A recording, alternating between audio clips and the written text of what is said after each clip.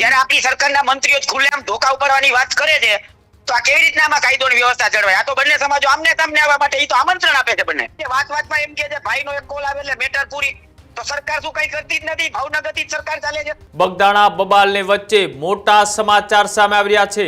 Press not જાહેર કરી અને પરસોત્તમ સોલંકી અને હીરા સોલંકીને આપી ચેલેન્જ.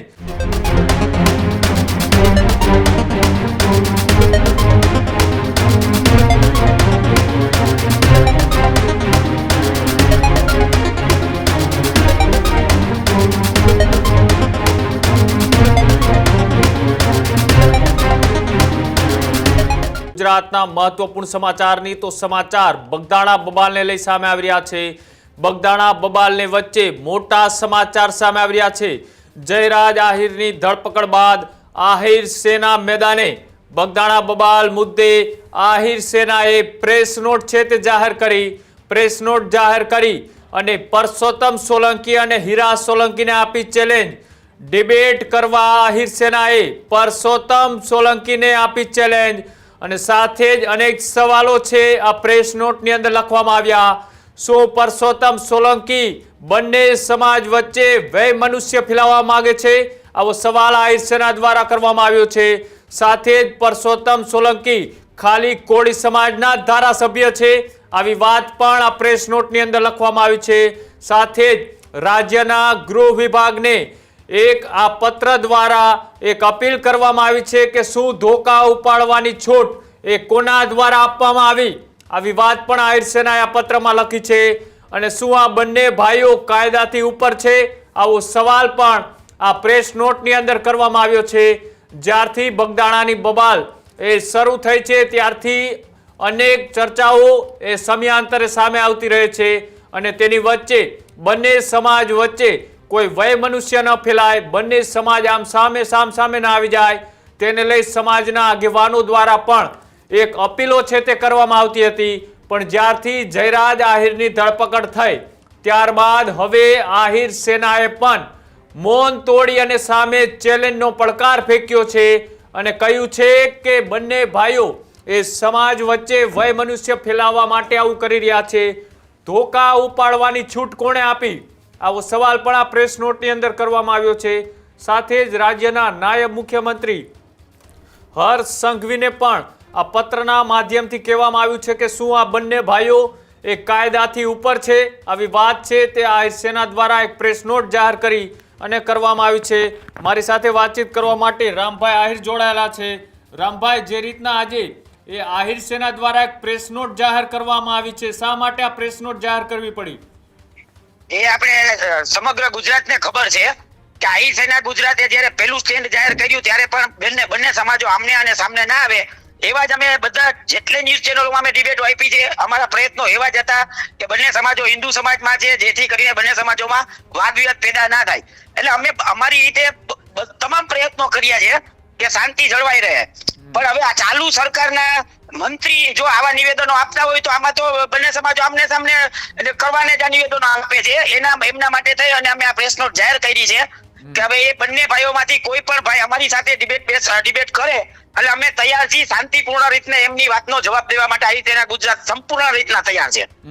આમાં તમે ઉલ્લેખ કર્યો છે ધોકા ઉપાડવાની વાત હોય, પછી ભાવનગર પંથકમાં શું માત્ર કોળી સમાજના ધારાસભ્ય છે અને સાથે સાથે તમે એવું પણ લખ્યું છે આ પ્રેસ નોટની અંદર કે કાયદાથી ઉપર શું આ બંને ભાઈઓ છે.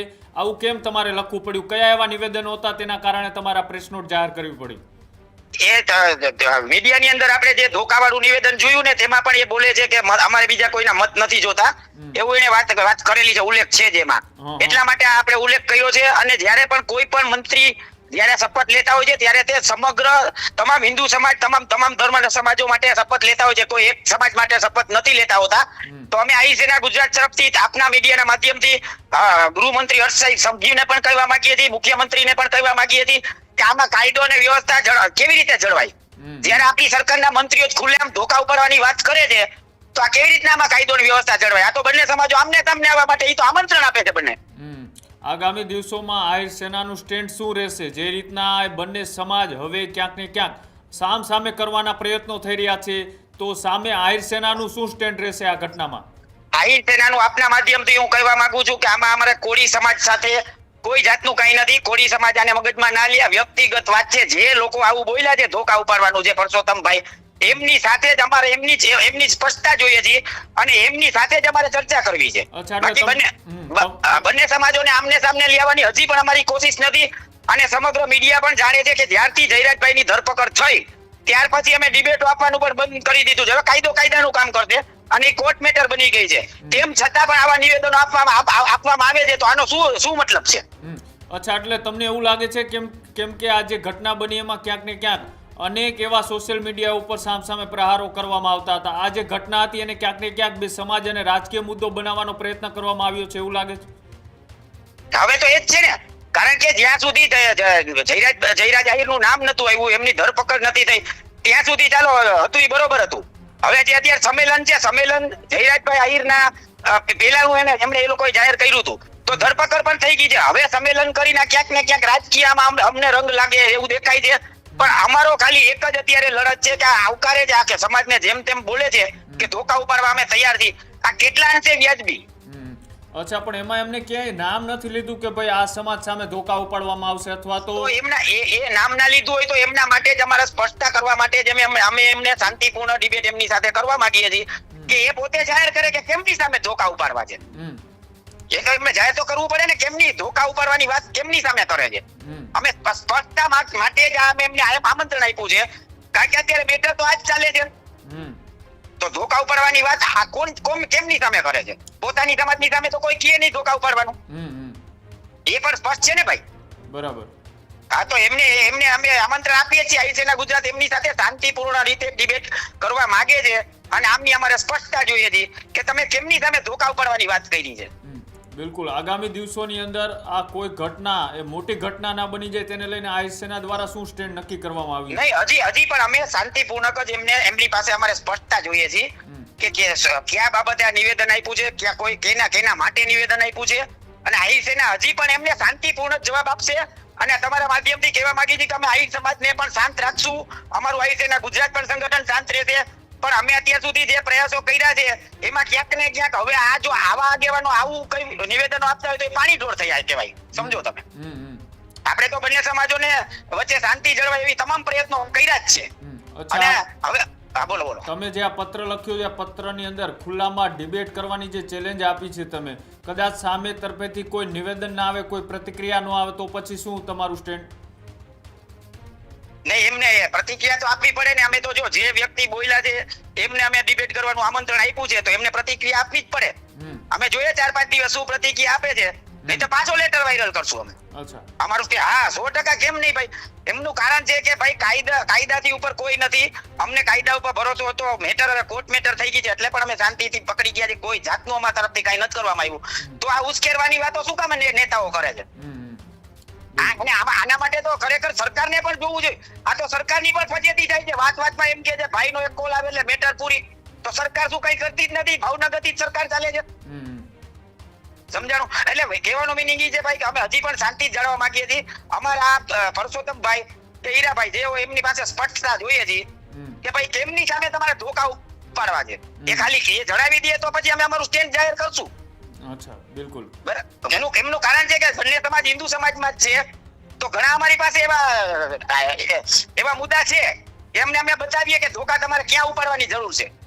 બિલકુલ.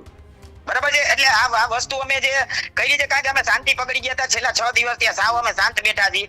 પણ હવે ક્યાંક ને ક્યાંક બંને સમાજોને ઉશ્કેરવાનું અને આમાં આ મુદ્દાને રાજકીય રંગ લાગવાની કોશિશ કરી રહ્યા છે પોતાના અંગત ફાયદાઓ માટે. બિલકુલ. આભાર જોડાવા બદલ રામભાઈ. તો જે રીતના હવે આહિર સમાજે પ્રેસ નોટ જાહેર કરી અને આ મુદ્દાને ક્યાંક ને ક્યાંક બંને સમાજ વચ્ચે ન લઈ જવામાં આવે તેને લઈ તેઓએ ખુલ્લામાં બંને એટલે કે હિરાજ સોલંકી અને પરસોત્તમ સોલંકીને એક ચેલેન્જ આપી છે કે ખુલ્લામાં આવીને ડિબેટ કરો. તમે જે ધોકા ઉપાડવાની વાત કરી છે, આ જે ઘટના અત્યારે ખૂબ સળગતો મુદ્દો છે ને તેની વચ્ચે આ નિવેદન કેટલું યોગ્ય?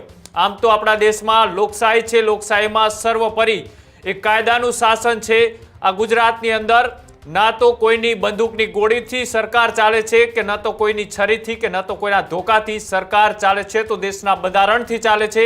આવું નિવેદન તેને લઈ અત્યારે ખૂબ ચર્ચાઓમાં છે ને સામે આહિર સમાજે પણ અત્યારે વળતો જવાબ આપ્યો છે અને કહ્યું છે કે તાકાત હોય તો ખુલ્લામાં ડિબેટ કરવા માટે આવે.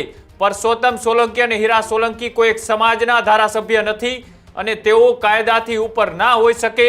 આવી વાત પણ તેમને રાજ્યના નાયબ મુખ્યમંત્રીને પણ આ પત્રની અંદર તેઓએ ઉલ્લેખ કરીને લખ્યું છે.